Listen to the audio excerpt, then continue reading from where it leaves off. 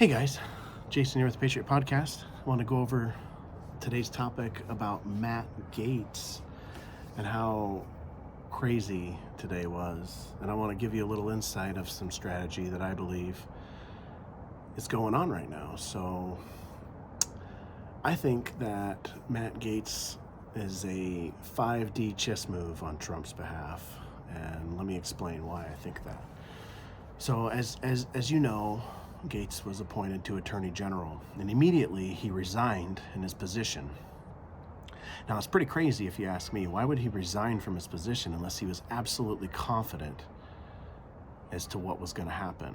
So you wouldn't step down from your House position if you knew that you weren't going to be sworn in as Attorney General, right? So I thought it was pretty interesting. I thought that was a vote of confidence. And as you know, the Democrats have tried to throw some stupid allegations. I don't know if they're true or not. I'm doubting they're true. But remember, if he knew that those allegations were real about the accusations of the minor or whatever it is, if he knew those were incorrect, or if he knew they were real, why would he resign from his position? So forgive me if you hear any background noise. My neighbors are, the kids are having a meltdown, it sounds like. So the joys of not having a studio, I guess. So anyway, so why would Gaetz step down if he knew that those allegations were real? Like, that would be stupid. That would be political suicide. He would just stay in the position and hope that it would all go away and he'd keep his House seat. But he didn't. He stepped down, which means he knew that those allegations aren't correct. So also during this time, Marco Rubio resigned from his seat in the Senate to go to be Donald Trump's Secretary of State. Now, Marco Rubio hasn't been the biggest Trump fan, let's be honest, and about 40% of the time he voted for Trump, 60% against Trump. So I'm not a big Marco Rubio fan, but I do find it interesting that he resigned from his seat. Now, that freed up a position in the Senate in the state of Florida. And then yesterday, we had Governor DeSantis. He decided that he's going to extend his re-running campaign for governor again. And I don't know if he officially announced it, but he's definitely talked about he's going to run for governor again. So, and as you know, 6 months ago, he pissed off the MAGA campaign. And I don't remember exactly what he did, but there was a lot of the MAGA group calling him out, saying, hey, we supported you, and we got you to where you're at, and blah, blah, blah. And so let's just say that DeSanctimonious has some egg on his face, and he needs to get that MAGA train back on his tracks. Otherwise, he's not going to win again. Even though the state of Florida loves him, he kind of dissed the MAGA group, and he's going to need that support moving forward, especially from Donald Trump. So here's what I think, is that DeSantis, now that Gaetz has resigned from his AG position, oh, and by the way, in the AG position too, one thing that Gaetz had proved is a bunch of rhinos came out, a bunch of them, and all voted against. They were opposing Gaetz. Oh, he's the worst thing since whatever.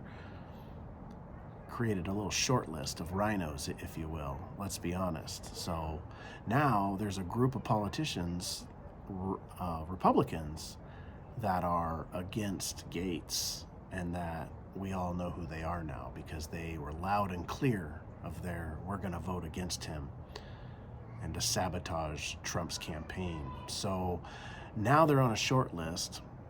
Gaetz steps down from AG, and here's the interesting part. This is what I think. Now, this is my opinion, of course, but I believe that DeSanctimonious is going to have some butt kissing to do, if you will. And he's going to have to give one to the MAGA people to make sure that they're supporting him. And what not a better way to do it than appoint Gaetz as the next senator of Florida.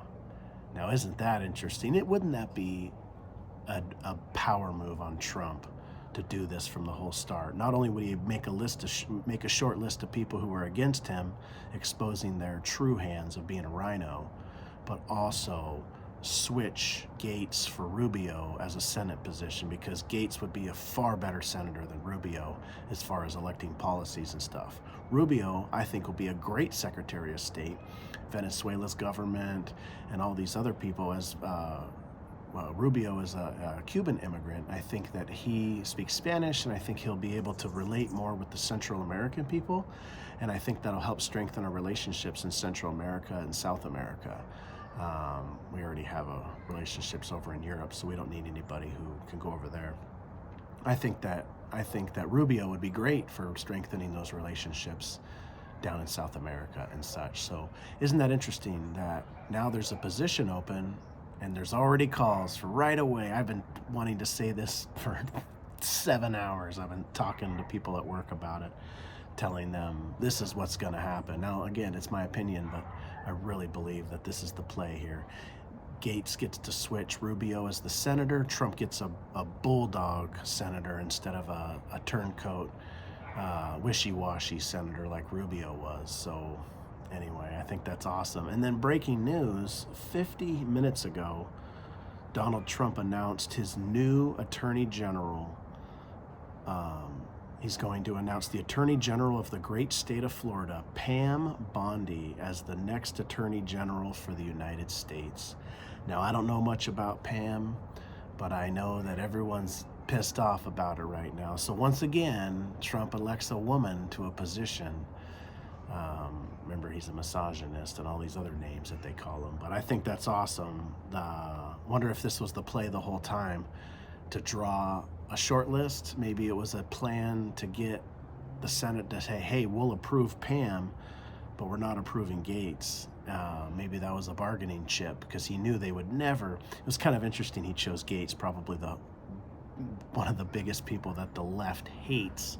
And you know what they say in DC, you don't ever piss off Capitol Hill, because they'll be a thorn in your side the whole time if you create enemies. So anyway, interesting play. At heart, I think Gaetz will be the next senator. I think DeSantis has no choice but to put him in as a way to save some face, as a way to kiss a little butt of the MAGA, if you will, and make sure that he wins some hearts back, because he kind of pissed some people off about 6 months ago. So anyway, that's my take on all that. And then also Pam Bondi, as of 50 minutes ago, Trump just announced it on Truth Social that that's his new pick for Attorney General. And I think that's amazing. So once again, 5D chess in play here, and this is awesome to watch. And again, we'll see how it plays out with Gaetz being the senator. He's in no position right now. He's not AG or in the House.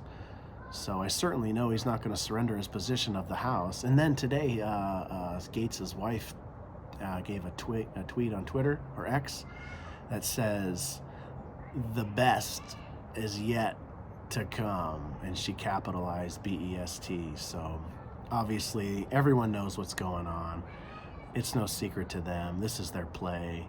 People like us just sit back and see how obvious it all is. I could be wrong, who knows? I've certainly been wrong in the past, but these things kind of write themselves, and if you're paying attention, it's pretty easy to see. So again, Patriot Podcast, thanks for tuning in. I'm sure there'll be lots more cool stuff to talk about moving forward, but I just wanted to give you my opinion of what's going on. It's certainly been an interesting day, and appreciate you tuning in. Jason with the Patriot Podcast, out.